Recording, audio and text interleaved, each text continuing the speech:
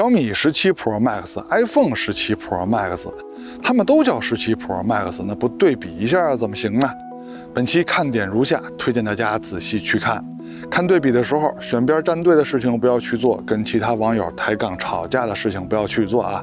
先预告一下，未来几期呢，全都是马上要上市的重量级手机的全面评测，还都是全网首发。我们这儿也不玩虚的，没有什么简单上手体验，都是正儿八经的评测。哎，你说他们干嘛都扎堆发布啊？真是累死朕了。总之，您关注我们就能第一时间看到他们的全面评测啊。下面就是2个感谢了，感谢在视频回复里边投稿照片的朋友，是你们真正的带着大家参与到了摄影中来。还有就是感谢给我们节目点赞和加关注的朋友，尤其是加关注，这是让我们这档节目不停更、继续更新下去的动力。那下面就看看本期的摄影环节，哪些网友的摄影作品入选了吧。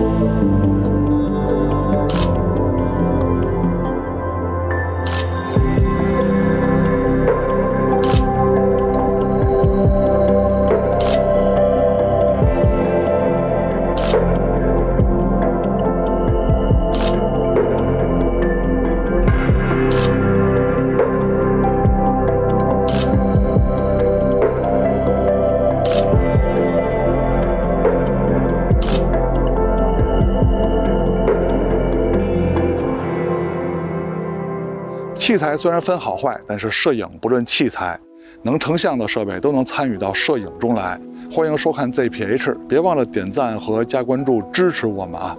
那下面就看看这样台设备的表现吧。小米的后摄是3颗镜头，主摄超广角和5倍的长焦镜头。iPhone 的后摄呢也是3颗镜头，主摄超广角和4倍的长焦镜头。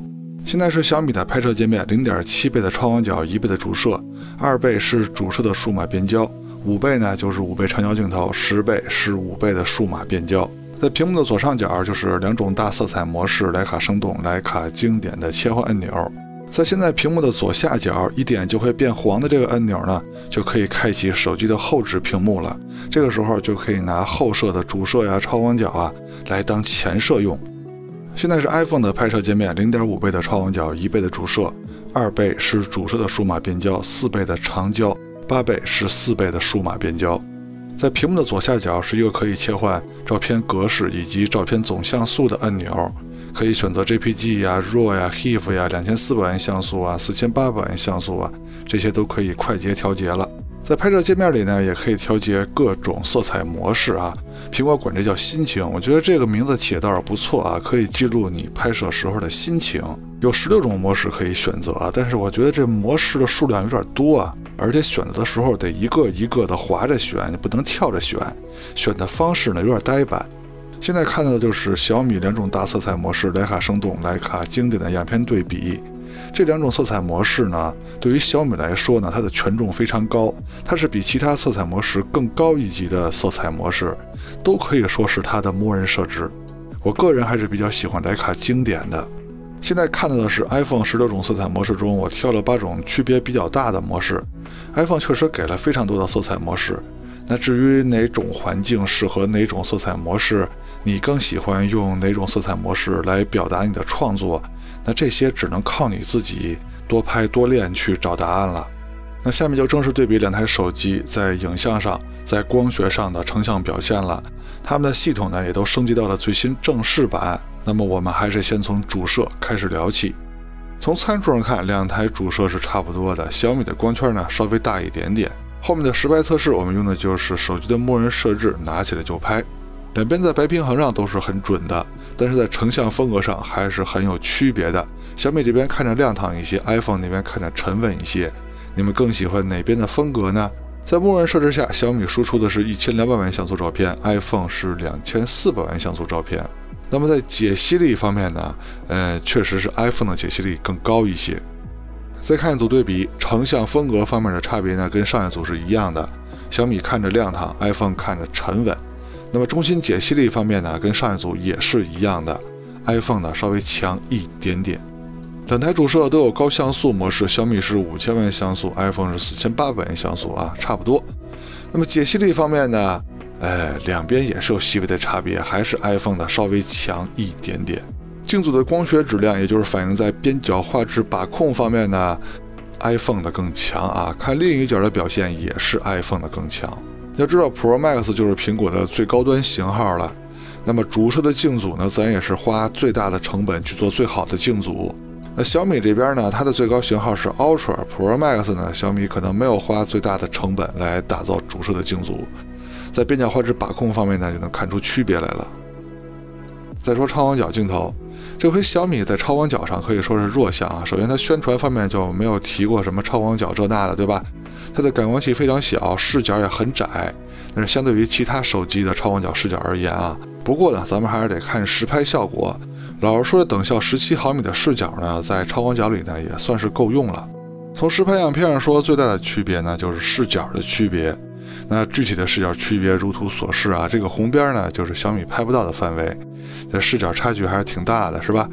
那么中心解析力方面呢，由于小米这边的视角小，那么它中心拍摄的景物就会更大一些。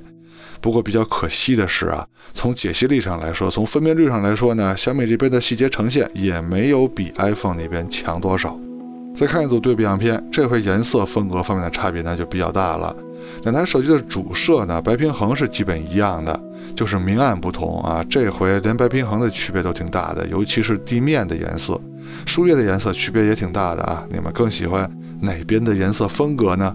那么中心解析力方面，你还别说，这回视角更窄的小米，在解析力方面确实比苹果那边强了一点点。他们的超广角也都是有高像素模式的，小米是5000万像素 ，iPhone 是4800万像素。那么在解析力方面呢，从树叶上看啊，解析力确实是小米这边更高一些。当然这也是应该的，毕竟它视角窄嘛，它中心的景物拍得更大。那镜组的光学质量方面，也就是边角画质把控方面呢，两边是差不多的啊。看另一角的表现呢，也是如此。那边角画质把控上，感光器越大，视角越广，是越不利于把控边角画质的。那从这点上来说呢，iPhone 超广角的镜组制造成本肯定是更高的。这两台手机都是没有中焦镜头的，小米有一个5倍的长焦镜头 ，iPhone 是4倍的长焦镜头，感光器尺寸是小米的更大。对比样片呢，先从2倍焦段开始看，2倍呢都是他们主摄的数码变焦啊，解析力方面 ，iPhone 的更强。那如果都是4倍的情况下呢，那肯定是 iPhone 的强啊，因为小米那边的4倍啊，还是只能靠主摄的数码变焦 ，iPhone 呢是光学焦段，所以在解析力上呢，不用放大看，我就知道肯定是 iPhone 的强，对吧？那要都是5倍的情况呢，小米这边就是光学焦段了 ，iPhone 呢就得靠4倍镜头来数码变焦了。只不过4倍数码变焦到5倍呢，损失不是很大，但是我依然会觉得小米的解析力更高。那实际放大看呢，这确实是如此啊，而且小米这边还高不少呢。他们的这2颗长焦呢，也都是有高像素模式，小米5000万像素 ，iPhone 4800万像素。那么解析力方面，这回就是 iPhone 的强了啊。在上期对比中就看出来 ，iPhone 的这颗新4倍长焦高像素模式还是非常厉害的。那么再对比一组呢，结果也是如此啊 ，iPhone 的解析力更高。现在小米是10倍 ，iPhone 是8倍，10倍跟8倍呢都是他们相机界面里推荐你去用的第2个长焦的数码变焦焦段。那么在解析力方面，小米的更强啊。在相机里 ，iPhone 最远的数码变焦焦段就是40倍，小米呢是120倍，但是呢这120倍我不推荐你去用啊，因为画质损失实在太糟糕了。那咱们最后呢再对比一组40倍的啊，那么在解析力方面，小米的强很多。虽然这个时候小米已经开启了 AI 细节补偿，但是咱们从结果上说呢，确实是小米这边的观感更好。微距拍摄这块，小米是可以用超广角跟长焦来拍微距的。那现在看到的主摄数码变焦的意思，就是用主摄慢慢接近被摄物体，系统就会切换到超广角，再裁切到主摄的焦段来拍摄微距。实际上呢，它是用超广角来拍的。那么在微距效果上说呢，是 iPhone 的细节更丰富。小米这颗长焦5倍镜头说是可以拍微距，但是最近对焦距离呢不是很理想。所以它的微距照片呢，拍出来看着也不太像微距啊。不过要是放大说呢，它的解析力确实是比超广角的强一些，但是跟 iPhone 的超广角微距比呢，细节呈现还是不行啊，还是 iPhone 的更好。可以再换一个微距题材，拍一块布料看看效果。现在呢，他们都是超广角拍的，超广角数码变焦到主摄的焦段来拍的，那么解析力方面呢，还是没有什么改变 ，iPhone 的更强。现在小米呢是用5倍光学焦段拍的微距啊，就不是数码变焦了。iPhone 这边呢还是用超广角数码变焦到主摄焦段来拍，细节呈现方面呢也没有什么改变，依旧是 iPhone 的细节更强。前摄这块就非常有的说了啊，由于小米呢是可以用背屏来取景，那么它就可以用强劲的后摄来当前摄用，那么这个时候它的优势就非常大了。现在的对比呢，还只是白天的普通测试的对比，就已经能看出来小米这边无论是在人物的肤色方面，还是清晰度解析力方面，都是比 iPhone 更强的。那如果到了晚上拍摄的时候，暗光下拍摄的时候，那小米这边的效果肯定是要强过 iPhone 很多的啊，这都不用测就知道。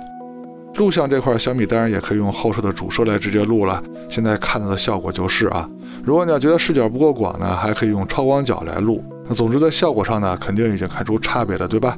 小米这边不但解析力高，防抖好，而且还有自然的虚化。iPhone 那边呢，就是正常的前摄效果它的效果也是不错的，但是跟小米这边强劲的后摄比呢，那肯定还是要差一点。iPhone 的前摄呢，这回也是不错的，上期已经说过了。它用了一块方形的传感器，这样的话呢，你就可以在竖拍的时候拍摄横屏的画面了。当然，它都是要裁切到上下或者左右的在前摄自拍的时候，可以调整画面的横竖，还有视角的宽窄。当然，在录像的时候呢，只能调整画面的横竖，但是不能调整视角的宽窄了。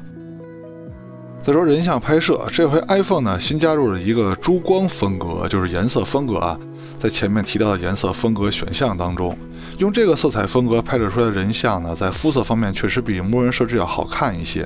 现在看到的对比就是如此，但是跟其他手机对比呢，还都是用默认设置比较好。要不然小米的色彩风格要不要也测试一下呢？拍摄完了相册里的色彩风格要不要测试一下呢？反正都能修改，那拍完之后第三方的修改要不要测试呢？那就测试不完了。所以咱们还都是用默认设置拿起来就拍为基准。那现在看到的就是手机人像模式的默认设置小米跟 iPhone 的对比。在第一个场景下呢，小米的更好看，对吧？有没有争议呢？我觉得是没有争议的。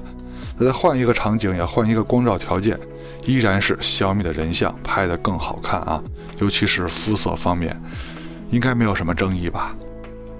再说蜘蛛扩张度的对比，在这种大光比的环境下，小米的徕卡经典、徕卡生动的表现呢，还都是不错的。但是在这个场景下呢，可以看到小米的徕卡经典在暗部细节上呢，相对于徕卡生动来说有一点点缺失。那后面对比呢，就用小米的徕卡生动跟 iPhone 的默认设置做对比了。很多场景下呢，无论是主摄还是超广角，这两台手机的表现都是非常棒的亮部能亮得上去，亮上去的同时呢，天空的云层还有树枝与天空的分界做的都非常自然。暗部呢也能按得下来，按下来的同时细节保留的也很充分，也没有偏色，也没有发虚。尤其是这个场景iPhone 的暗部做的是更好的，暗部能更加的按得下来，而且细节的保留非常好。但是换到下一个场景，主摄的表现 iPhone 的天空居然过曝了，那这也暴露出来有的时候 iPhone 的表现呢不够稳定所以这个环节呢，小米稍微的强一丢丢吧。夜景这块呢，现在小米相机的拍摄界面有一个小问题，就是它这个自动夜景的开关不太好找，你必须到了很暗的地方，它这个自动夜景的开关才会出现，你才能给它关上。如果你要不关这个自动夜景呢，那拍照的时候多少还是有一些自动夜景的，而且快门会发黏，会非常影响连续拍摄的能力只能等完一张再拍一张，等完一张再拍一张。而 iPhone 的拍摄界面里，自动夜景的开关就非常明显，关闭之后呢，拍摄的手感也是非常好啊，跟白天拍摄没有区别。这样在暗光下拍摄好动的小孩子、小宠物的时候是非常方便、非常理想的。而且小米的自动夜景呢，还有一个问题，在这个场景下，小米开了自动夜景之后，它的成像表现，尤其是高光部分啊，看那个红色区域，还没有直出的好。那超广角就不是啊，超广角开启自动夜景之后，强光的表现是比直出要强的。那现在看到的就是小米开启自动夜景之后跟 iPhone 直出的对比啊。很多场景下呢，主摄跟超广角的表现呢都差不多啊，但是到了有难度的场景呢，确实有自动夜景的小米会更好一些。当然，到了这个场景除外啊，这个场景小米的主摄开启的自动夜景还不如不开呢。超广角开启自动夜景之后呢，暗部细节是比 iPhone 强一些，亮部细节呢就说差不太多吧，两边。那到了这个比较昏暗的场景，小米就必须关闭自动夜景了，如果不关的话就成夜景模式了。那在这种情况下呢，主摄的表现细节呈现 iPhone 的更强，超广角的细节呈现也是 iPhone 的强。现在是中长焦的夜晚表现，先看2倍数码变焦的，两边的效果差不多。现在小米是5倍 ，iPhone 是4倍，它们都是光学焦段，两边的细节呈现上呢也都不错。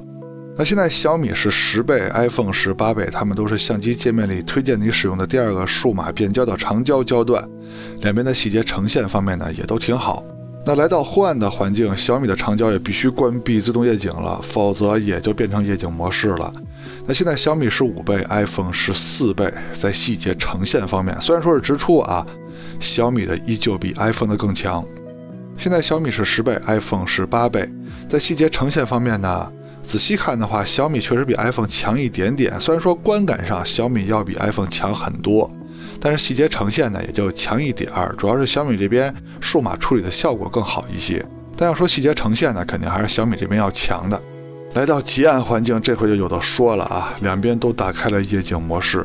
先看祖传神树这个场景，小米这边的表现非常优秀。首先夜景介于该暗的下来，暗下来的同时呢，还能保留细节。你看现在两边的照片，小米这边就是能暗下来，而且细节一点不比 iPhone 那边少。iPhone 那边呢就是看着亮，但是细节呢并不比小米的多，所以小米这个场景要比 iPhone 拍的强很多。但是可惜的是，小米就此打住了啊，后边它就不行了。超广角在细节呈现方面，这回就不是哪边亮哪边暗的问题了，细节呈现就是 iPhone 的更多。健身器场景，小米没有在续写神话啊，它这个场景虽然说也拍出了夜景的氛围，但是细节呈现跟 iPhone 没法比。iPhone 如果把画面调暗的话，它的细节一定比小米的更多。不要太肤浅的以为 iPhone 那边拍的亮它就更好啊，不是，看的是细节呈现，不是亮度。超广角的细节呈现也是 iPhone 的更好。树林小路场景，小米要稍微的强了一点点啊，它又能保证暗下来的同时呢，又能有细节。但是可惜的是，依旧没有 iPhone 那边的细节呈现多。再重复一遍啊，并不是因为 iPhone 拍的亮它就好，明暗色彩这些都是可调的，但是细节是不可再生的。超广角的细节呈现也是 iPhone 的更好。最后一个最难的场景，祖传神树 Pro 细节呈现方面 iPhone 的更强，超广角就谁也甭说谁吧。视频录制用的就是手机的默认设置，也是最接近现在社交软件录制的效果。现在是主摄白天手持走路的表现，没有架子，没有稳定器，两边的颜色是有一些区别的，你们更喜欢哪边的效果呢？清晰度跟防抖两边都是非常优秀的啊。现在是超广角的对比，颜色的区别就更大了，你们更喜欢哪边的色彩呢？这回在清晰度方面啊，是 iPhone 的更好了，防抖两边都差不多。现在是2倍数码变焦的对比，它们都是主摄的数码变焦，两边颜色方面呢稍微有一点点区别啊，效果都非常理想，防抖跟清晰度也都是非常好的。现在 iPhone 是4倍，小米是5倍，颜色的区别还是有的，但是它俩反过来了，你们发现了吗？这回小米偏冷 ，iPhone 偏暖了，跟前面主摄反过来了。但是清晰度跟解析力两边还都是非常优秀的。现在小米是10倍 ，iPhone 是8倍，颜色呢跟前面主摄还是反过来的啊，小米偏冷 ，iPhone 偏暖，清晰度跟防抖都没有问题。你们更喜欢哪边的色彩呢？小米最远的录像数码变焦呢是15倍 ，iPhone 是24倍，现在就是它俩的对比。两边的防抖都不错，但是解析力呢，如果你要仔细看呢，其实两边差不多啊。别看 iPhone 放大的更大，但是细节呈现方面并没有比小米强多少。现在是主摄夜晚录像的表现，两边在清晰度跟防抖方面都是非常好的。但是有一点你们没有看错，小米的鬼影比 iPhone 的还清晰。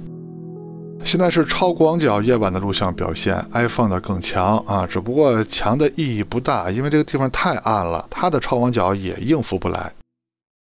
现在小米是5倍 ，iPhone 是4倍，在解析力方面 ，iPhone 的更强啊，防抖也是 iPhone 的更强。现在小米是10倍 ，iPhone 是8倍，这回在解析力方面，小米的更强了，而且防抖也是小米的更好。不过，在高光部分的表现还是 iPhone 的更好。小米17 Pro Max、iPhone 17 Pro Max， 从命名上大家就能知道，小米肯定是要对标苹果呀，对吧？可是对标不能光靠宣传，不能光靠嘴，要靠实力呀。那前面的对比呢，结果已经出来了。大家觉得这回小米17 Pro Max 的表现够格吗？那么最后一个环节呢，大家对这两台手机的工业设计说一下自己的看法吧。你们更喜欢哪台手机的造型，哪台手机的长相呢？喜欢小米的大1，喜欢 iPhone 的大2。OK， 到结尾了。看完前面内容，希望在选择方面为您提供了帮助，也希望您能喜欢我们的节目。别忘了点赞和加关注支持我们啊！我们下期节目再见，拜拜。